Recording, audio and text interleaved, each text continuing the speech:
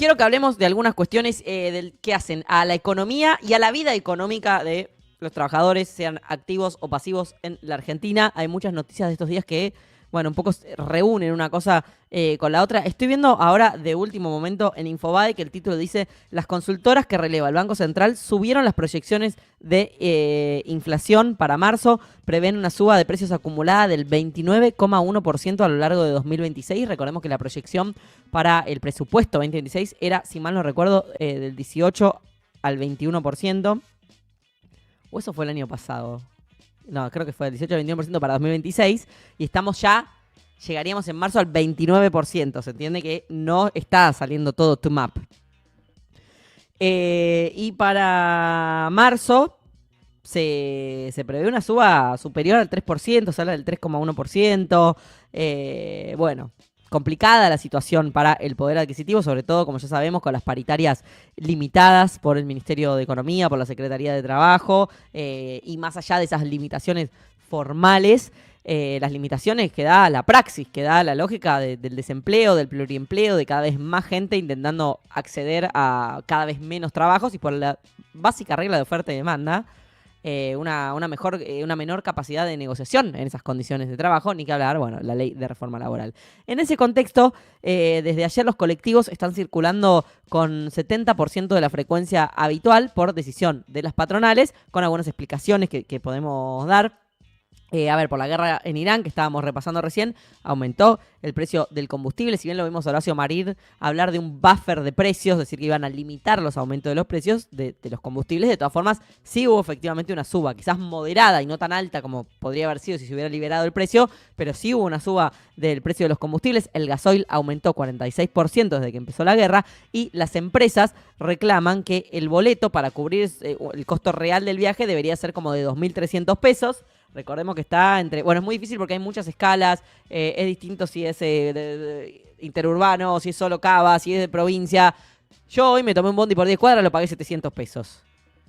Está 700, está 800, 800 y pico. Bueno, y las patronales dicen que, o las empresas de transportes, que debería ser de alrededor de 2.300 pesos o que, si no, el Estado debería aumentar el subsidio para compensar los costos de cada viaje. La Cámara de Transporte asegura que desde hace 2 semanas se está pidiendo una reunión con el gobierno, precisamente porque la guerra ya lleva un tiempo, los precios vienen subiendo desde hace tiempo y como siempre, esta gestión es como que se pone un coso, una orejera, y niega todo. Dice, no existe, si no lo veo no existe, si no lo veo no existe. Entonces no se ocupa de los temas, así como los temas van explotando fundamentalmente en nuestras manos, en las de cada uno de nosotros que vivimos de un ingreso, de un salario, de una jubilación y demás. Recién mañana se va a concretar esa reunión entre las cámaras de transporte y el gobierno. Entonces, ante esos aumentos, esa no posible cobertura de costos y esa ausencia de respuesta gubernamental, siguiendo el concepto de costo marginal de Milei, un poco, decidieron bajar 30% las frecuencias. Entonces se aprovecha al máximo cada bondi, ¿se entiende?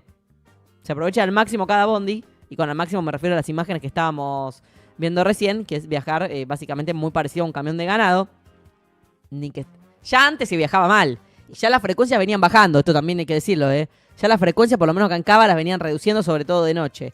Ahora ya es gente tardando 2 horas en llegar al laburo, gente que no puede subir, gente que espera 1 hora un bondi al que poder entrar y demás. Desde ayer hay filas larguísimas, pueden contar en el chat si quieren, si estuvieron esto. Estamos viendo una estación de Constitución, que obviamente también se sobrecarga el tren con el drama del bondi y demás. Si ustedes tuvieron dramas, también me interesa leerlos. Y una amenaza de paro para mañana. Hoy es miércoles, así que para mañana jueves, cuando a las 10:30 hay precisamente la reunión con el gobierno, que además de todo esto, adeuda los fondos de subsidios desde enero. O sea, no solo no aumenta el subsidio para compensar estas subas, sino que a su vez debe plata. Entonces, las empresas dicen que no están teniendo el recurso para pagar los salarios de los choferes y de los trabajadores de los colectivos. Y hoy es el último día, que entiendo que es el cuarto día hábil del mes, es el último día para depositar el sueldo. Entonces, esto habilitaría que mañana haya una medida de fuerza porque los choferes no cobren el sueldo, además de todo esto. También hay protestas de camioneros autoconvocados porque tampoco están pudiendo cubrir los costos de los combustibles. El litro está arriba de 2.000, 2.100, 2.300 pesos según sea el combustible que usen. Hoy escuchaba a un camionero que decía, nos estamos fundiendo trabajando. Si con Alberto Fernández hablamos de la novedad de trabajadores que iban a trabajar y estaban debajo de la línea de la pobreza, ahora directamente hay autónomos, laburantes independientes y demás que se funden aún trabajando, ¿sí? Esto también fenómeno Milei en este caso. Entonces, si ya moverse en el área metropolitana era difícil, ayer además se prendió fuego un tablero eléctrico en la Estación Constitución, fue un drama también el Tren Roca, estábamos viendo recién algunas imágenes. El Mitre, recordarán algunos, no funcionó 2 meses, independientemente de este drama de la suba del combustible. Todo el verano no funcionó el Mitre. El subte no se puede entrar. O sea, el subte en la ciudad de Buenos Aires está detonado desde que lo gestiona Jorge Macri, obviamente con gran responsabilidad de MOVA, que es la empresa que lo concesiona. Circulan todo el tiempo fotos de la estación Medrano. Yo el otro día fui en el B a la estación Medrano precisamente y es tipo la casita del terror. O sea, si después de las refacciones dijeron, che, quedó bien esto, está como para inaugurar, la verdad. Loco, hecho a nuevo. Ese fue el criterio. Y es como terror. Hay puertas misteriosas que no se entiende a dónde van, de chapa. Revoques sin hacer. El cartel de Medrano sin 3 letras. Todo cemento. Es un tren fantasma. Es aterrador. Es aterrador. Entonces no funciona nada. No funciona nada. Yo me tuve que comprar una SUV porque perdí la mía. Después de 10 años. No la logro registrar. No la logro registrar. Es imposible cualquier cosa que tenga que ver con moverse en el transporte, como hablamos de la apertura en pelea con los ciclistas. En 2026, en la conjunción urbana más grande del país, que incluye a la ciudad más rica del país. Y que el transporte es para ir a laburar, hermano, y para ir a la escuela. Es para que quien te contrata te tenga ahí trabajando. Debería ser un avión, en términos, figurativos. Sin embargo, se volvió imposible viajar. Y se suma, obviamente, ahora este drama puntualmente de la suba del combustible, los subsidios atrasados y esta baja de las frecuencias que hace que la gente viaje literalmente colgada de los bondis. Se sumaron ayer también piquetes en 100 puntos de todo el país en protesta por lo que les veníamos contando, la decisión del gobierno nacional de suspender el programa Volver al Trabajo, que afecta directamente a 950.000 familias. Recuerden que Javier Milei se jacta de que tiene menos planes sociales y en realidad quizás son menos, esto lo explicó Petovelo en un video, quizás son menos planes como concepto, pero tiene cada vez más beneficiarios de planes sociales, porque cada vez hay más gente que está en la lona, que se cae y que los necesita. De todas formas, ahora están dando de baja este programa, que es un oxímoron el nombre, Volver al Trabajo. Entonces se realizó esta jornada de protestas que incluyó además la presentación de un recurso de amparo en la justicia para evitar que se lo dé de baja. Sandra Petovelo, la ministra de Capital Humano, que está a cargo de este programa y de la Secretaría de Trabajo, que depende de Capital Humano, justificó su decisión afirmando, esto es muy interesante, que conceptualmente es muy interesante, afirmando que busca eliminar la intermediación y cambiar la asistencia hacia capacidades laborales directas sin la intervención de las cooperativas que históricamente administraron ese recurso, como si no fuera precisamente esa organización en cooperativas la forma que encuentran los trabajadores de volver al trabajo. Y están dando de baja el programa Volver al Trabajo. Son trabajadores que se inventan su propio trabajo, que se organizan en una división del trabajo creada por ellos, que plantean sus propias condiciones y pautas en base a lo que hay, y para lo que es fundamental este ingreso, que de todas formas, desde que asumió Petovelo lo dejó congelado en 78.000 pesos, o sea que casi lo liquidó. Aún así sigue siendo un ingreso que en esas condiciones es súper necesario, y es precisamente la forma que encontraron los trabajadores que fueron expulsados del mercado laboral de volver al trabajo, precisamente, y es lo que en otro juego retórico que estamos muy acostumbrados en esta gestión, lo dinamitan, ¿no? Como para volver al trabajo, destruir ese trabajo que vos te inventaste para volver al trabajo, ¿se entiende? Y a cambio que te ofrecen unos vouchers. Y entonces que se quedan sin el laburo en las cooperativas. ¿Esa es la propuesta? Y yo no sé qué esperan que pase con la sociedad también, ¿no? Si se destruye, además de todo, también eso, que es la forma que, como digo, las personas que se cayeron del mercado laboral encontraron de organizarse para volver al trabajo.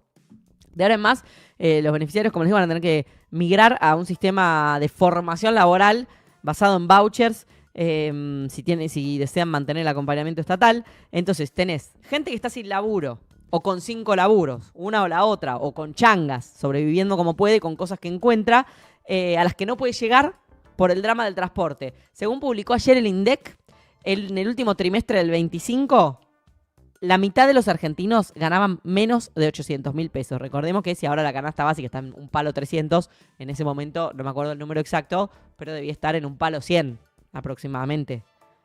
Y la mitad de los argentinos ganaban ni dos tercios de una canasta básica, ganaban 800.000 pesos. Y en ese contexto, ahora, por la total negligencia de Javier Milei y de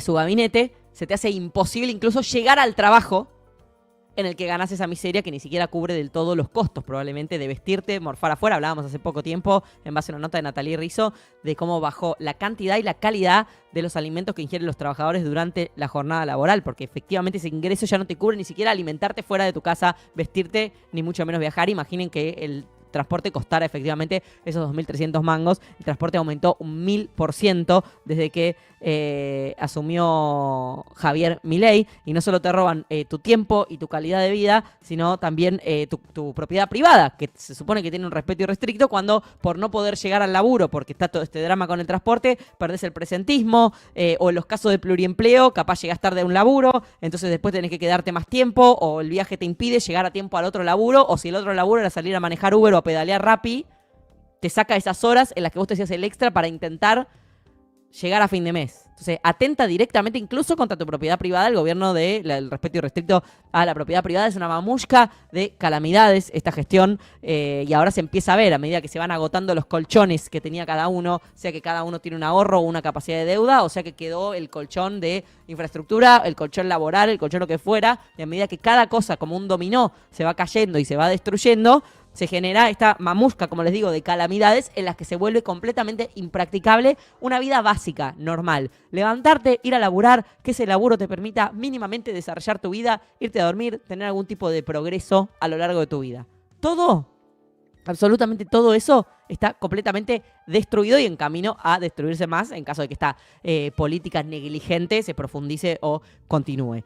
Algunos datos, como les decía, según el Instituto Interdisciplinario de Economía Política, que integran la UBA y el CONICET, desde que asumió Milei, el costo del transporte aquí en el AMBA subió 1000%, y según el Instituto de Estudios sobre el Estado y Participación de ATE bonaerense, desde la asunción de Javier Milei, las tarifas de electricidad, gas y otros combustibles subieron 605%, mientras que en este periodo la inflación general, el índice de precios en general, aumentó, creo, 201%. Tengo acá el dato, 201%. Fíjense, la inflación general, esto está bueno para pensar el ponderador de la inflación cada vez que no entendemos por qué la inflación da medio baja y a vos te alcanza cada vez menos. El índice de precios general desde que asumió Milei fue 201%. Pero transporte subió 1000%, o sea, subió 5 veces más que el índice general. Y tarifas de gas, electricidad, las tarifas de los servicios públicos subió 605%, o sea, 3 veces más que la inflación general. Entonces, ahí radica el gran debate por la fórmula con la que se mide la inflación, que durante el verano derivó en la tal salida de Marco Lavagna del INDEC, porque se iba a cambiar esa fórmula y no se cambió. ¿Por qué no se cambió? Precisamente porque la fórmula nueva pondera de forma más eficiente este tipo de aumentos. Le da más peso en el número total de inflación. Entonces, si vos efectivamente ponderás como corresponde estos aumentos, la inflación te va a dar más alta, porque es lo que efectivamente nos está pasando en los bolsillos, ¿sí? Si del porcentaje de tu sueldo tanto va a alimentos y tanto va, y mucho más va a transporte, bueno, una suba infinita en transporte va a hacer que te quede menos ingreso disponible, aun si la inflación en alimentos está moderada. No sé si se entiende todo lo que quiero explicar, pero acá está un poco el meollo de la situación y la explicación de esa pregunta que nos hacemos cuando se publica el índice de inflación, o el otro día cuando se publicó el índice de pobreza y demás, que si cómo ellos tienen estos índices alentadores o aceptables o que pueden celebrar o de mejoras relativas respecto a periodos anteriores, y sin embargo yo vivo peor, y el de al lado vive peor, y mi viejo vive peor, y mi hermana vive peor, y mi tío vive peor, y mi vecino vive peor. ¿Cómo se explica? Bueno, se explica, por ejemplo, con estos ponderadores. En paralelo, una buena nota de La Nación de hoy que accedió a ¿cuánto cobran los funcionarios de Milei? Una pregunta que nos venimos haciendo hace tiempo, sobre todo desde que estalló el tema de Adorni, que era, ¿pero cuánto cobra? ¿Cómo con 3 palos puede hacer viajes en avión privado? ¿Qué esto, que lo otro?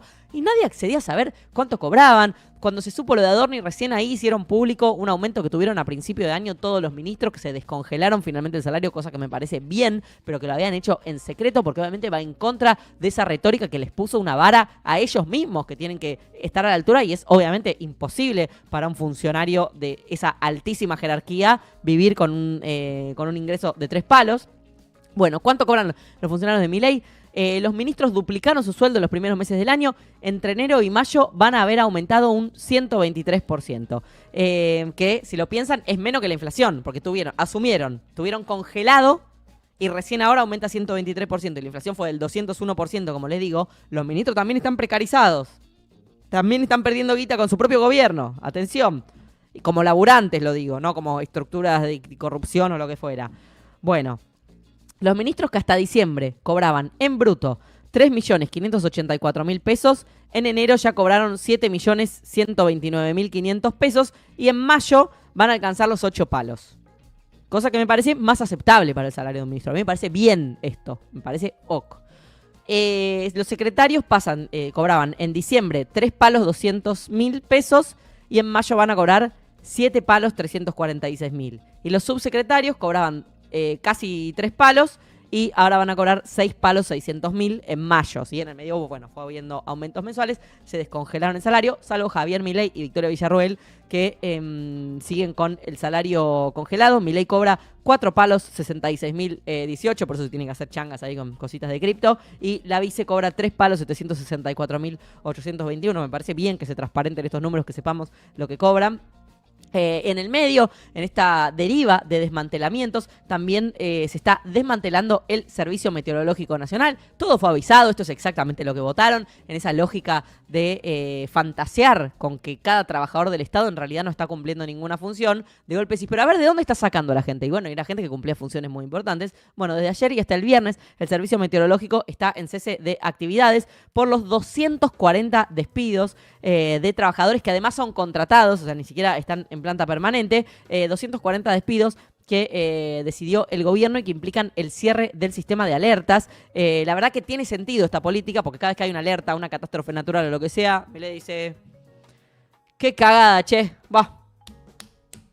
ya va a pasar, a ponerle garra.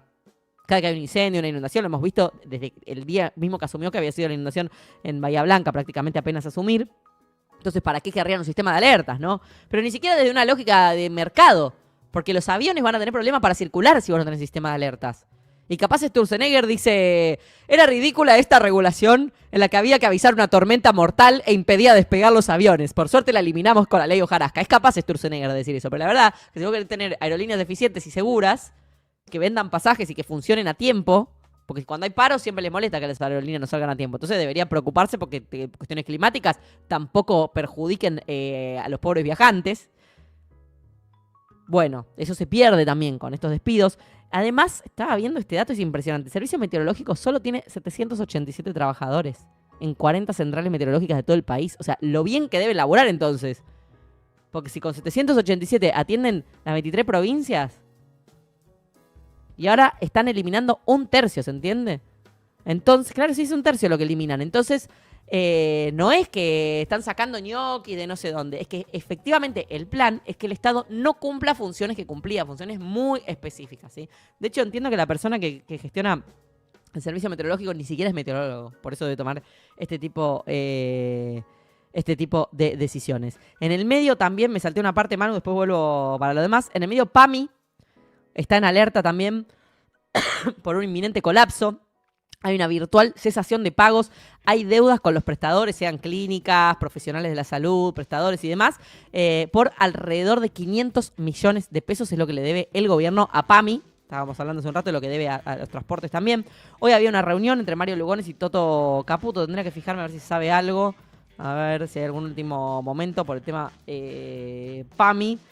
No, por ahora dice se reúnen, no dice se reunieron, no parece haber novedades. Bueno, vamos a estar al tanto. Se juntaban finalmente Lugones y Caputo para evaluar el tema, para ver qué onda esa deuda. Los prestadores a los que les deben esos pagos afirman que de no empezar a fluir las actualizaciones de fondos, se van a empezar a producir reprogramaciones, menores prestaciones, o que van a empezar a cobrar copagos a los afiliados.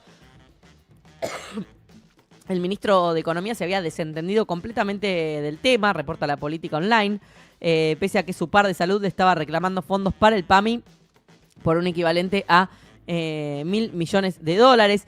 En paralelo, también Mario Lugones decretó el cierre del Centro de Investigación y Diagnóstico de Epidemias del Malbrán. Así que solo imaginar otra pandemia. ¿Se acuerdan lo importante que fue el Malbrán con el tema de hisopados reactivos, cuando faltaban los reactivos? Todo un drama. Bueno, el tipo directamente decreta el cierre del Centro de Investigación y Diagnósticos del Malbrán, sea una epidemia de dengue, de Chagas, de cualquier cuestión realmente existente o de pandemias o epidemias por venir. Imaginen cómo las enfrentaría una gestión que de todas formas empezó a existir a partir de la pandemia, y esto también es exactamente lo que votaron, porque hemos visto quemar barbijos, negarse a las vacunas, esparcir terraplanismo sanitario y terraplanismo real por absolutamente todos lados, así que en este caso es una mierda de noticia, pero sí es una promesa de campaña cumplida, que es cerrar todo tipo de institución que prevenga o pueda tratar una epidemia grave para los ciudadanos que pagan sus impuestos todos los meses para que el Estado les garantice poder vivir más o menos sanamente.